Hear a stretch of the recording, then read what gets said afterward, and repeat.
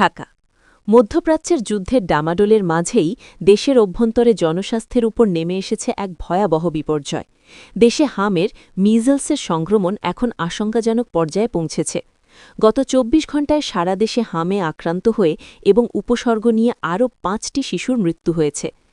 একই সময়ে নতুন করে ১,২৮২ জন শিশু হামে আক্রান্ত বলে সন্দেহ করা হচ্ছে।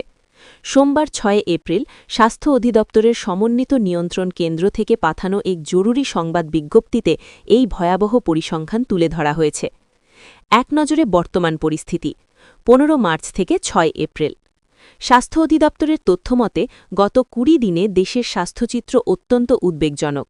মোট সন্দেহভাজন রোগী ৭,৬১০ জন, নিশ্চিত হাম শনাক্ত ১,০৯৯ জন, গত ২৪ ঘণ্টায় ১৮০ জন, মোট প্রাণহানি ১১৮টি শিশু হাম ও উপসর্গ সহ, হাসপাতালে চিকিৎসাধীন ৫,৯৪০ জন শিশু, সুস্থ হয়ে বাড়ি ফিরেছে ৬,০১৬ জন।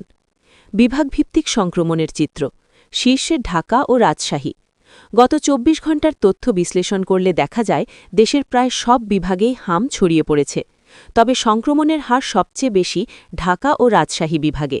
ঢাকা বিভাগ গত ২৪ ঘণ্টায় সর্বোচ্চ ৪৭০ জন আক্রান্ত, রাজশাহী বিভাগ ২৬০ জন আক্রান্ত, চট্টগ্রাম বিভাগ ১৫৪ জন আক্রান্ত, অন্যান্য বিভাগ রংপুর ১০৬, খুলনা ১০১, বরিশাল ৮৭, সিলেট ৬৬ এবং ময়মনসিংহ ৩৮।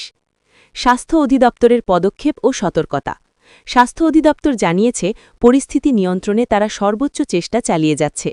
সন্দেহভাজন রোগীদের দ্রুত হাসপাতালে ভর্তি নিশ্চিত করার পাশাপাশি দেশজুড়ে টিকাদান কার্যক্রম এবং জনসচেতনতা বৃদ্ধির ওপর বিশেষ গুরুত্ব দেওয়া হচ্ছে।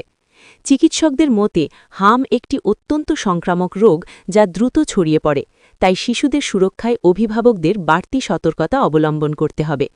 গ্রিড নিউজের বিশেষ পরামর্শ: আপনার শিশুর শরীরে যদি প্রচণ্ড জ্বর, লালচে দানা বা র্যাশ, চোখ লাল হওয়া কিংবা সর্দি কাশির মতো লক্ষণ দেখা দেয়, তবে দেরি না করে নিকটস্থ স্বাস্থ্যকেন্দ্রে যোগাযোগ করুন। বিশেষজ্ঞরা বলছেন সময়মতো টিকা প্রদানই এই প্রাণঘাতী রোগ থেকে শিশুদের রক্ষা করার একমাত্র উপায়। উপসংহার গ্রিড নিউজের পক্ষ থেকে: একদিকে রাজনৈতিক অস্থিরতা আর বিশ্বজুড়ে যুদ্ধের দামামা, অন্যদিকে দেশের ভেতরে শিশুদের এই নীরব মৃত্যু।